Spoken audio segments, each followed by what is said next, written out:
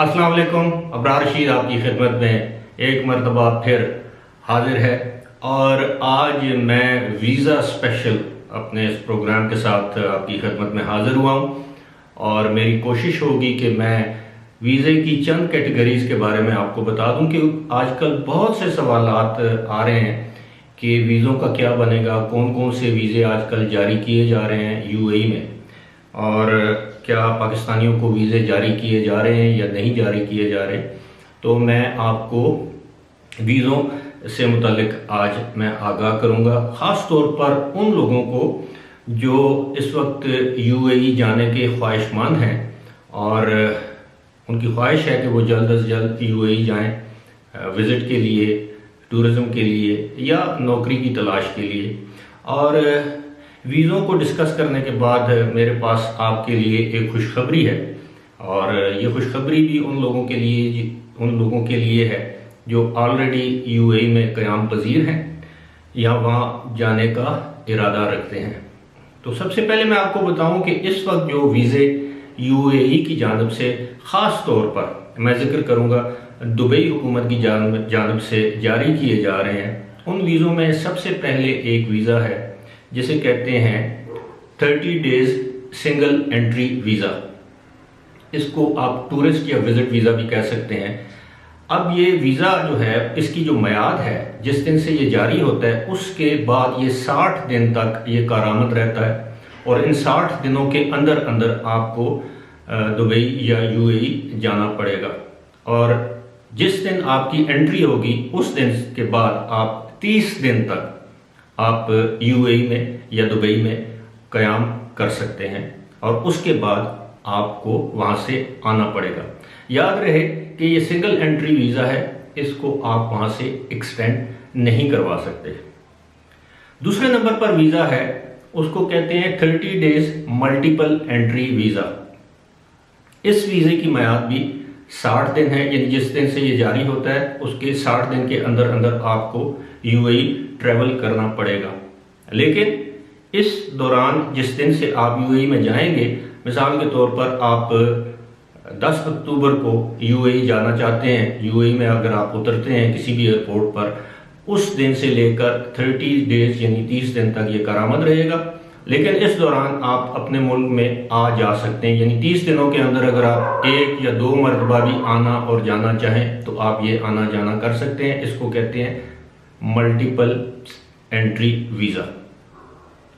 इसके बाद आ जाता है 14 दिन का वीज़ा। ये 14 दिन का जो वीज़ा है, इस वीज़े की मियाद भी 14 दिन होती है और इस वीज़े की जो जितने दिन आप क़याम कर सकते हैं वो भी 14 दिन है। मिसाल के तौर पर अगर आज आपको ये वीज़ा इशू होता है तो आज से ये 14 दिन काउंट होना शुरू हो जाएंगे।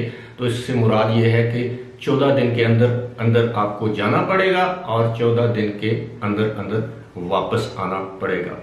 इसके बाद आ जाता है ट्रांजिट वीज़ा। अब ट्रांजिट वीज़ा जो है वो अक्सर जो है वो एयरलाइंस इशू करती हैं, ख़ास तौर पर मैं एमिरेट्स या इत्तेहाद की मैं बात करूंगा। जो यूएई बेस्ड एयरलाइंस हैं वो ये ट्रांजिट वीज़ा इशू करती हैं और ट्रांजिट वीज़े की जो मियाद है ये है 96 घंटे। आप अंदाज़न ये कर लें कि तकरीबन 4 दिन आपके वहाँ पे अराइवल के बाद आप 4 दिन वहाँ पर क़याम कर सकते हैं। अक्सर ये ट्रांजिट वीज़ा वो लोग लेते हैं जो पाकिस्तान से या इंडिया से या बांग्लादेश से या किसी भी मुल्क से दुबई आकर 1-2 दिन क़याम करके किसी अगले मुल्क रवाना होना चाहते हैं, लेकिन अगले मुल्क रवानगी से पहले वो दुबई में 2-4 दिन गुजारना चाहते हैं, तो इसको ट्रांजिट वीज़ा कहते हैं। लेकिन ये आपको सिर्फ और सिर्फ एयरलाइन यानी एमिरेट्स या इत्तेहाद से मिल सकता है, फ्लाई दुबई से भी मिल सकता है। जिस एयरलाइन का आपके पास होगा टिकट होगा फर्दर, वो एयरलाइन आपको ये ट्रांजिट वीज़ा अरेंज करके दे सकती है या देती है और इसके लिए कुछ फ़ीस भी है जो एक्स्ट्रा चार्ज की जाती है। अब उस फीस के हवाले से मुख्तलिफ एयरलाइंस की जो है वो चार्जेस वो मुख्तलिफ हैं। लेकिन ट्रांजिट वीज़ा पर अगर आप 2 या 3 दिन क़याम करना चाहते हैं तो ट्रांजिट वीज़ा लेके आप सिर्फ दुबई भी जा सकते हैं। अगर आपके पास रिटर्न टिकट हो, पाकिस्तान इंडिया से रिटर्न टिकट दुबई का हो, तो आप वहाँ पे अगर आपका 3 दिन का क़याम है और 4 दिन से कम है आपका क़याम और वापसी का टिकट आपके पास है, तो ये वीज़ा फिर भी आपको मिल सकता है। इसके बाद आ जाता है 60 दिन का वीज़ा। 60 दिन का वीज़ा जो है और उसकी भी अलग फ़ीस है। उसकी भी 60 दिन मियाद होती है, यानी जिस दिन से जारी होता है उसके 60 दिन के अंदर अंदर आपको जाना पड़ेगा, वरना ये वीज़ा एक्सपायर हो जाएगा। उसके बाद आप जब जाएंगे तो आप 60 दिन तक यानी 2 महीने तक यूएई में या दुबई में क़याम कर सकते हैं। अब इसमें जो है एक चीज़ मैं आपको ये बता दूं कि 60 दिन के वीज़े में मल्टीपल एंट्री वीज़ा शामिल नहीं है, जो मेरी मालूमात है। अलावा जी एक और वीज़ा है जो अक्सर फैमिलीज जो अपने अहले खाना से मिलने जाती हैं वो ज़्यादातर इस वीज़े को अवेल करती हैं। वो वीज़ा है 90 डेज़ यानी 90 दिन, 3 महीने का वीज़ा। और 3 महीने का जो वीज़ा है वो भी आपको एज ए विजिटर या as a tourist, visit visa ऐसे कहते हैं चूँकि जो लोग विजिट के लिए जाते हैं अपने अहल खाना से, ख़ानदान वालों से, दोस्त अहबाब से मिलने के लिए, या ज़्यादातर वो लोग भी ये वीज़ा लेकर यूएई या दुबई में जाते हैं जिन लोगों की ख्वाहिश होती है कि वो 3 महीने के दौरान अपनी जॉब के लिए सर्च करें, अपनी नौकरी मुलाजमत तलाश करें, मुख्तलिफ जगहों पर अपने CV दें। इस दौरान अगर उनको इंटरव्यू के लिए कॉल किया जाता है तो वो इंटरव्यू भी दे सकते हैं, क्योंकि 14 दिन के लिए या अगर आप 1 महीने के लिए जाते हैं तो वक्त कम होता है। और अगर 90 दिन का वीज़ा आपके पास हो, 3 महीने काफ़ी ज़्यादा वक्त है। इस दौरान आप नौकरी तलाश भी कर सकते हैं, नौकरी के लिए अप्लाई भी कर सकते हैं, इंटरव्यू भी दे सकते हैं, अपने CVs भी दे सकते हैं। मुख्तलिफ हेड हंटर्स जिन्हें कहते हैं, मुख्तलिफ वहाँ पर रिक्रूटमेंट एजेंसीज हैं, वहाँ पर जाकर आप अपना CV दे सकते हैं, अपना वहाँ का लोकल मोबाइल नंबर, ईमेल वगैरह दें तो वो आपको इस पर कॉल कर देते हैं। मैं समझता हूँ कि वो लोग जो मुलाजमत के ख्वाहिशमंद हैं वो ये वीज़ा लेकर यूएई जाएं। ये जो जितनी भी कैटेगरीज अभी मैंने बयान की हैं ये वो कैटेगरीज हैं जिनके वीज़े फ़िलहाल या ताहाल खुले हुए हैं। पाकिस्तानियों के लिए, इंडियंस के लिए, बांग्लादेशियों के, यानी तमाम नेशनलिटीज़ के लिए ये वीज़े ओपन हैं।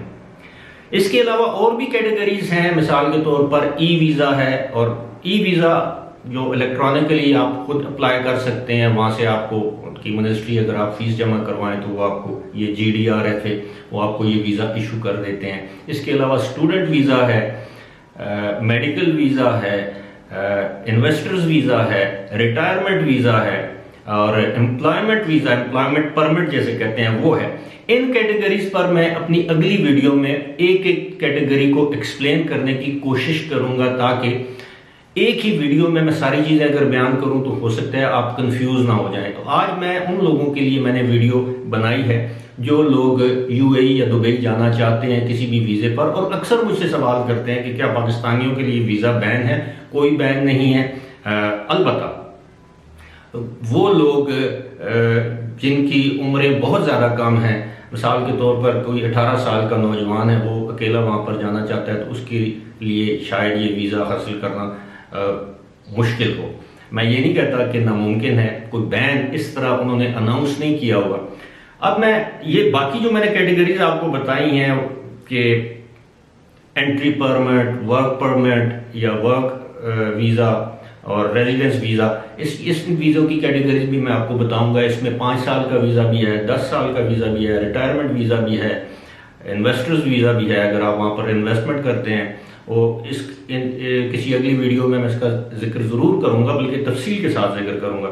अब मैं आपको बताता हूँ वो खुशखबरी जो मैंने अपने ज़राए से मालूमात की हैं यूएई के अंदर। वो ये है कि जल्द ही यूएई की हुकूमत तमाम वीज़ों पर जो इस वक्त पाबंदी आयद है, जो मुअत्तल किए हुए हैं, उन वीज़ों से पाबंदी उठा लेगी। अभी तक इस बात का फैसला तो हो चुका है, लेकिन इस जो फैसले का ऐलान होना बाकी है, और इसके लिए शायद मेरा ख्याल है कि इंतज़ार किया जा रहा है कि जब तक ये कोरोना वायरस की सूरत हाल बेहतर नहीं हो जाती, क्योंकि आजकल आपको मालूम है कि यूएई में एक मरतबा फिर जिसे कहते हैं कि second wave of corona virus, यानी जो मरीजों की तादाद है उनमें दिन ब दिन इंतहाई इजाफा देखने में आ रहा है। 1200, 1100, 1000 रोज़ाना की बुनियाद पर केसेस सामने आ रहे हैं। अगरचे अमवात में ज़्यादा इजाफा देखने में नहीं आ रहा, तो ये जो एक और जो वीज़ा है जिसका हम सब इंतज़ार कर रहे हैं मेरे समेत, वो वीज़ा है वहाँ का 5 ईयर्स मल्टीपल वीज़ा, टूरिस्ट या विजिट वीज़ा जो है 5 ईयर्स मल्टीपल, जिसका गुज़श्ता साल के आखिर में ऐलान किया गया था कि ये जारी करने का फैसला हो चुका है।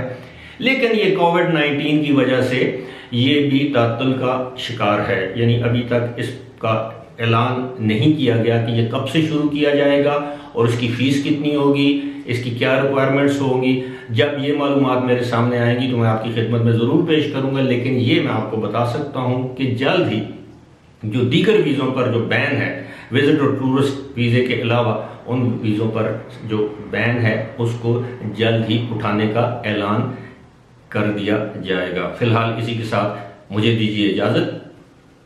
खुदा हाफिज़।